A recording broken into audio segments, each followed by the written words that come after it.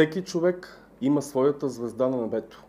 Предсказване и гадаене на съдбата чрез Йылдыз Китап, звездната книга на съдбата. Изготвяне на индивидуални астрологични и нумерологични хороскопи.